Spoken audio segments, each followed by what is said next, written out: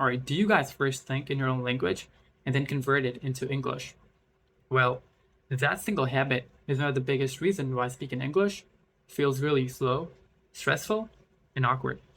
Well, today, I'll show you guys how to break this habit and start speaking faster and more natural. Welcome to my channel. So let me tell you this. When I started learning English, I did the exact same thing.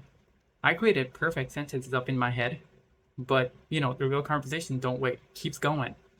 So by the time you think about the sentence in your head, try to translate from your first language, the moment is gone.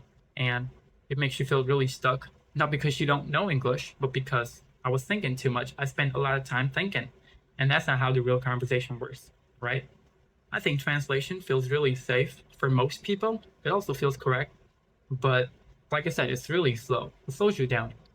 And you see, fluency doesn't come from building sentences. It comes from recognizing patterns. Even native speakers, they don't translate. They just use small, ready-made piece of language. It's like sentences like full phrase stored up in their head.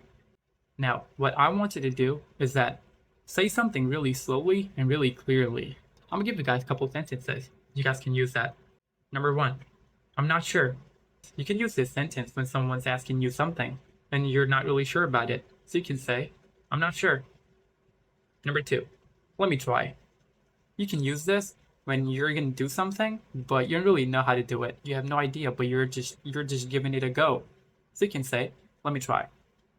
Number three, that makes sense. Use this when someone's telling you something and you partially agree with that and you're like, oh, she's right. Well, that makes sense. You see, these are not grammar constructions. They're just tools. You don't think about it how to build them. You just remember them. It's just like a song lyric, right?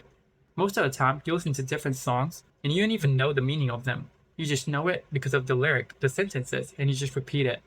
And that's how your brain should learn. That's how your brain should train to learn English, or any other language for that matter. You don't need a perfect sentence. You just need usable sentence. And there's this one quote which I heard when I was learning English like a couple years ago, and I really like, and I think it's it has a lot of meaning. It says, broken English that comes out on time is more powerful than perfect English that never comes out.